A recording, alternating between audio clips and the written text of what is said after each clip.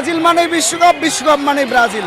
Brazil খারাপ খেলুক আর ভালো খেলুক, সমস্ত আলোচনার কেন্দ্রবিন্দু ব্রাজিল। প্রথম ম্যাচে ব্রাজিল ড্র করেছে, এজন্যই বিশ্বকাপ আজকে এইরকম জমেছে।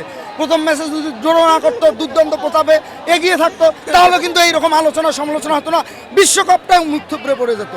প্রথম ম্যাচ ড্র হয়েছে, আজকে দুরন্ত প্রতাপে ফিরে এসেছে, এটাই বিশ্বকাপ। এজন্যই বলি ব্রাজিল মানে বিশ্বকাপ, বিশ্বকাপ মানে ব্রাজিল। 6-0, 7-0, 8-0 হতে পারে, এটাই প্রত্যাশা। আমাদের উঠে দাঁড়াতে হবে।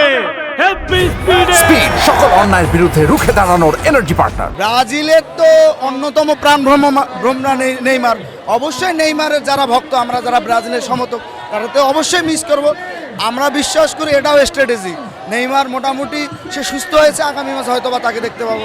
নেইমার সারা তো গত 2.5 থেকে 3 বছর ব্রাজিল খেলেছে বিভিন্ন ম্যাচ, এবং সে আসলে ব্রাজিল আরও ভালো করবে আমার প্রত্যাশা। আসলে ব্রাজিলকে সমর্থন দেওয়ার জন্য এসেছি। প্রথম ম্যাচটি ব্রাজিল ড্র করেছিল, একটা শঙ্কা ছিল প্রথম রাউন্ড থেকে ব্রাজিল বাদ যেতে পারে, এরকম একটি শঙ্কা থেকে আমরা মনে করেছি যে এই দুর্দিনে অন্তত ব্রাজিলের পাশে আমাদের থাকা উচিত।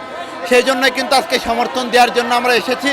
যেহেতু হাইতি একটি দুর্বল দল, আমরা খুব নিশ্চিন্তে বলতে পারি যে আজকে ব্রাজিল বড় ব্যবধানে জিতবে।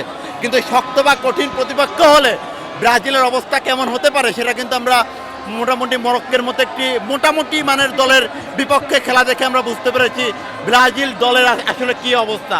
তো সামনে কঠিন প্রতিপক্ষ হলে তাহলে আমরা বলতে পারবো যে ব্রাজিল দল আসলে কত দূর যেতে পারবে। এটাই তো হাইতি র্যাঙ্কিংয়ের 83 নম্বর একটি দল, যাদের বিশ্বকাপের কোনো ইতিহাস নেই, এরকম একটি দুর্বল দলের বিপক্ষে ব্রাজিল বড় ব্যবধানে জিতবে, এটি অনুমেয়।